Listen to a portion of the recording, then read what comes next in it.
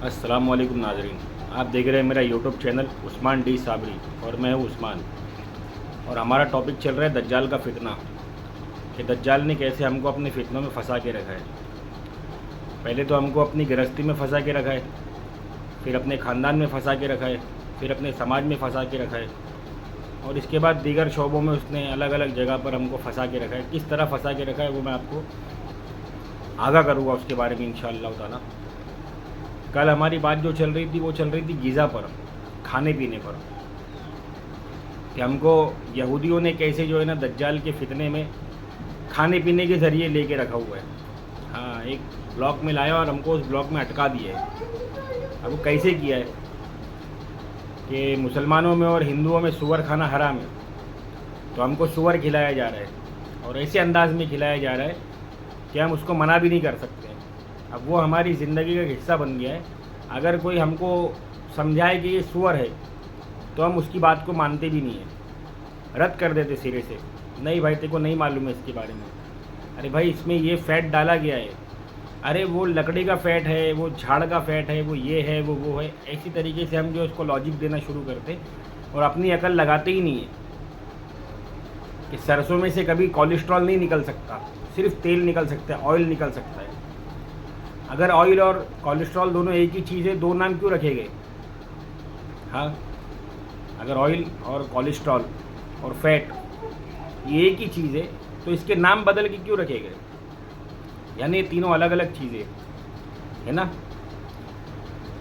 तो सूअर की मिलावट करके ये हम लोगों को खिला रहे अच्छी तरीके से, और हम लोग इसको खा रहे बहुत अच्छी तरीके से। इन लोगों ने ये चीज़ शुरू की थी 18वीं सदी के ख़त्म पर,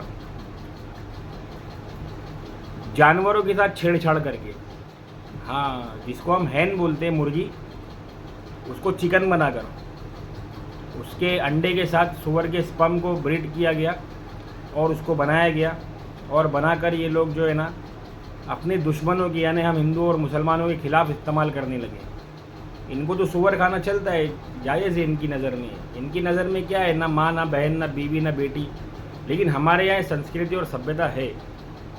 हाँ, हम में ये संस्कृति और सभ्यता है, जिसको मिटाने के लिए, जिसको बेहयाई और फहाशी में बदलने के लिए ये काम किया गया, और उसमें ये लोग 100% सक्सेस रहे।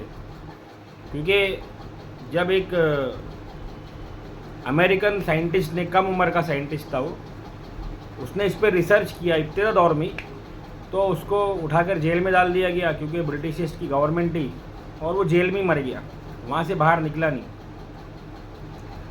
कि वो अगर इस चीज़ को बता देगा कि ये तो सूअर है, तो ये लोग खाना बंद कर देंगे इसको, और अगर खाना बंद कर दिए तो हम लोग अपनी मुहिम में, अपनी कोशिश में नाकाम हो जाएगी, अपनी साजिश में नाकाम हो जाएगी। फिर धीरे धीरे मामला चलता गया, और इन लोगों ने जो है ना सूअर को हम लोगों में इस तरीके से मिला दिया कि अब वो हमारी ज़िंदगी का हिस्सा बन गया है।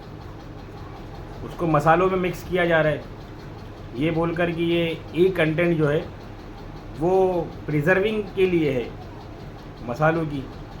ये मैगी, नूडल्स वगैरह जितनी भी चीज़ें इसके अंदर इसको मिलाया जा रहा है, ये बोलकर कि ये प्रिजर्विंग पावर के लिए है। हाँ, ये इसके प्रिजर्व के कैपेसिटी को बढ़ाता है। तो क्यों बढ़ाता है, आखिर क्या बात है उसके अंदर? वो तेल तो नहीं है, लकड़ी से निकली हुई चीज़ नहीं है।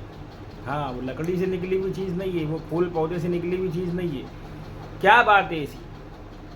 हमको चॉकलेट और आइसक्रीम खिलाई जा रही है, बिना सूअर की चर्बी के चॉकलेट्स में और आइसक्रीम्स में वो स्पॉन्जीनेस, वो नरमपन आ ही नहीं सकता है। हाँ, और उसमें वो प्रिजर्विंग पावर आ ही नहीं सकता है कि उसको 2 साल रख के भी खाया जा सके। हम लोग हिंदुस्तानी है, हमारे हिंदुस्तान में, हमारे पड़ोस के मुल्क पाकिस्तान में, बांग्लादेश में, नेपाल में अचार डाले जाते हैं, अचार। हाँ, और मना किया जाता है भाई जिस औरत की डिलीवरी हुई हो वो इस अचार को हाथ ना लगाए, वरना उससे उसमें फफूंदी आ जाएगी, वो ख़राब हो जाएगा। उसमें भी तेल होता है ना, क्योंकि आफ्टर प्रेगनेंसी औरत जो है ना, आफ्टर डिलीवरी औरत जो है ना नापाक होती है, उसके जिस्म से गंदगी निकलती है, तो वो गंदगी जो है ना वो तेल के ऊपर असर करती है। क्या बात है, चॉकलेट पे असर नहीं करती, चिकन पे असर नहीं करती, चीज़ पे असर नहीं करती। और ऐसी दीगर अशिया जो मार्केट में मिल रही है, जो नेचुरल नहीं है, आर्टिफिशियल है और कंपनियों के द्वारा बनाई जा रही है, मशीनों के द्वारा बनाई जा रही है, तो उसकी सबसे बड़ी वजह जो है ना वो यही है कि वो जो कंटेंट है उसके अंदर, वो कंटेंट सूअर की चर्बी है। अब इसको किसी को बोलो तो प्रूफ मांगता है। अब जिस साइट पे मैंने ये देखा था, जिसके बारे में ये मैंने पूरी नॉलेज लिया था, हिस्ट्री पढ़ा था इसके बारे में, वो डिलीट मार दी गई है गूगल से, क्योंकि ये तो इन्हीं के एप्लीकेशन थे ना, यहूदियों के, तो इनकी मर्जी चलती है इसके ऊपर। ये हमारे और आपकी तरह नहीं है कि ज़िंदा तो हम है लेकिन जिएगे दूसरे की मर्जी से। ध्यान रखने की ज़रूरत है।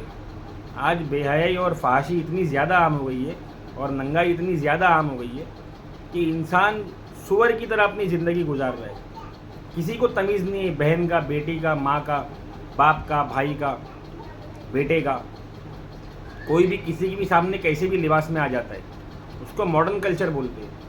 ये मॉडर्निज्म क्या है, मॉडर्नाइजेशन क्या है आखिर?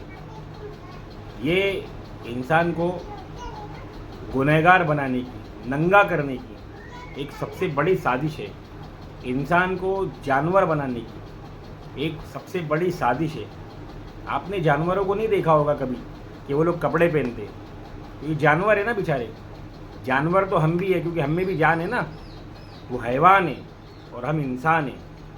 हाँ, वो बात अलग है, कोई हिंदू है कोई मुसलमान है, लेकिन हम तो इंसान हैं और हम भी जानवरों की तरह ही अपनी ज़िंदगी बिता रहे हैं।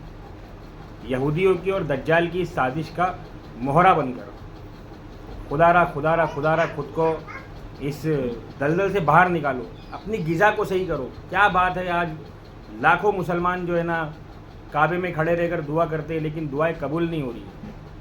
क्या बात है, आज है ना लाखों हिंदू जो है ना भजन करवाते, कीर्तन करवाते और दुआएं करते, लेकिन दुआएं कबूल नहीं होती। क्या हो रहा है, ऐसा क्यों हो रहा है? उसकी सबसे बड़ी वजह जो है ना वो हमारी गिज़ा है। अपनी गिज़ा को दुरुस्त करो, अल्लाह के वास्ते मेहरबानी करो खुद पर और अपनी नस्लों पर। अपनी नस्लों को बचाओ। क्या जवाब दोगे अपनी नस्लों को? अपनी नस्लों को बचाओ। इस बात से डरो कि तुम्हारी नस्लें, तुम तो जहन्नम में जाने के कगार पे पहुंच गए हो, लेकिन तुम्हारी नस्लों का क्या होगा? क्या होगा तुम्हारी नस्लों का? तुम उनके स्कूल टिफ़िन के अंदर तुमको टीचर बोलता है उसको क्या खाना खिलाने का। टीचर डिसाइड करेगा इसको चॉकलेट देने का, इसको अंडा देने का, चिकन का अंडा, बॉयलर अंडा खिलाने का जो सुअर से बनाया हुआ है। देसी अंडे का क्यों नहीं बोलता हो? बहुत कोलेस्ट्रॉल इसमें। अंडे में कोलेस्ट्रॉल कहाँ से आ गया? अंडे में कोलेस्ट्रॉल कहाँ से आ गया? थोड़ी अकल लगाओ। गोश्त की किसी भी चीज़ में से तेल नहीं निकलता, उसमें से निकलता है कोलेस्ट्रॉल, उसमें से निकलता है फैट। और जिन चीज़ों में से तेल निकलता है वो कोलेस्ट्रॉल नहीं होती। मैं अपने आज के पैगाम को ख़त्म करता हूँ। बाकी की बात इंशाल्लाह कल करूँगा। आप लोग मेरे चैनल को लाइक करें, शेयर करें, सब्सक्राइब करें और बेल आइकन के बटन को प्रेस ज़रूर करें। अस्सलाम वालेकुम वरहमतुल्लाहि वबरकातुहू।